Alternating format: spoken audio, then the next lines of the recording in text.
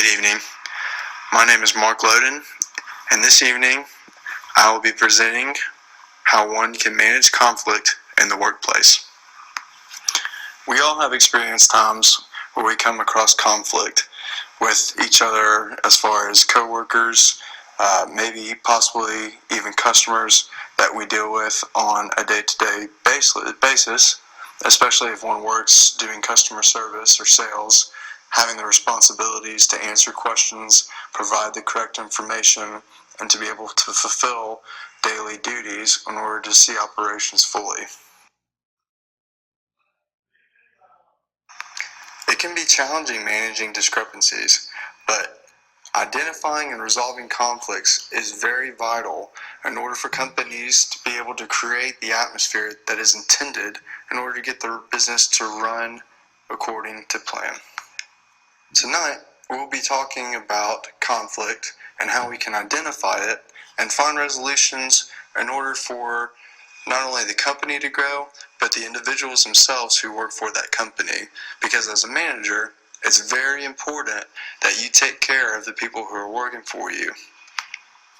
Conflict occurs when there is a perception of incompatible interests between workplace participants.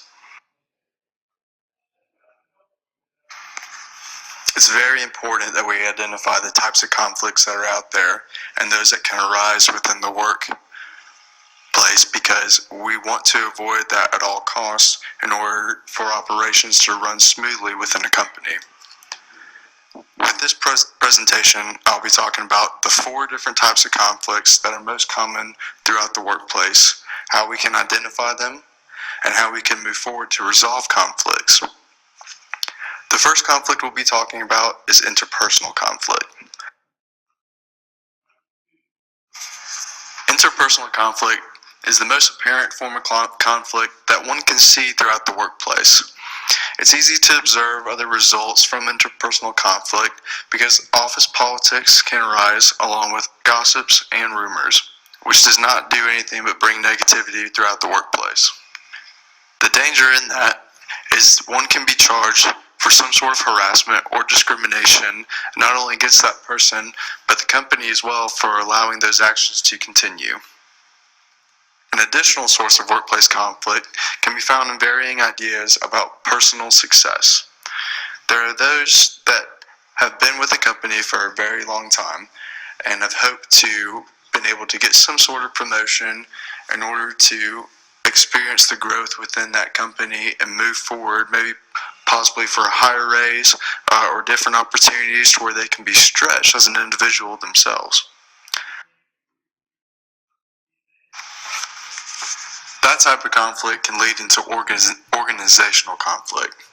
which there are a number of different organizational conflicts and other sources that arise from that, but it's usually from different hierarchies between the labor and the management and supervisors and employees, where tendencies usually grow and are heightened by the power differences. This type of conflict can arise over resource allocations, the distribution of duties, workload and benefits, and the different styles that managers have to oversee their employees that carry out daily duties that run the company. This usually stems from one being able to give up the authority to listen to managers, as they are the ones that make the daily decisions in operations. Now we come to identify another conflict that leaves most people feeling on edge and hard to be able to move forward, as change, the conflict of change, is not easy for people to adjust. Many workplaces, especially small companies that are growing very quickly, suffer from constant reorganization that leads to further stress and conflict between employees that are in the work. Lastly, we come to external factors that are more or less out of our control, such as economic pressures that are caused by recessions, changing markets, domestic and foreign competition that affect the companies, and for them to be able to trade and import and export products, especially with dealing with international countries. Negative external factors are difficult for any employee or those who work in the workplace together to accept and overcome, because there's nothing that one can do in order to change that into a positive unless it works itself out on its own. One way to overcome these external factors is just for a company to continue having positive forward thinking and being able to reassure their employees that they will be taken care of and the company will still be able to grow despite the recession that currently is being taken place. To conclude this presentation, after identifying all four of these different types of conflicts, we must learn from them and learn how to, after we identify the conflicts, we must learn to move forward and take action in those conflicts without making hasty decisions like I talked about earlier in this presentation. When we decide to resolve our conflicts with either of those rash decisions, we tend to put ourselves in a bind that often negatively affects the relationships and chemistry and the team environment of that workplace, which ultimately results into a divide between co-workers, which is never a good thing for companies. So when we identify those conflicts, instead of making hasty decisions, we look forward to thinking, reflecting,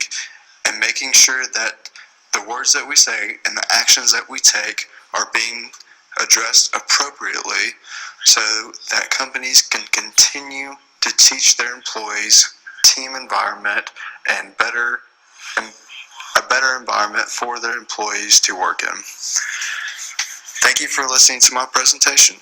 and that concludes this.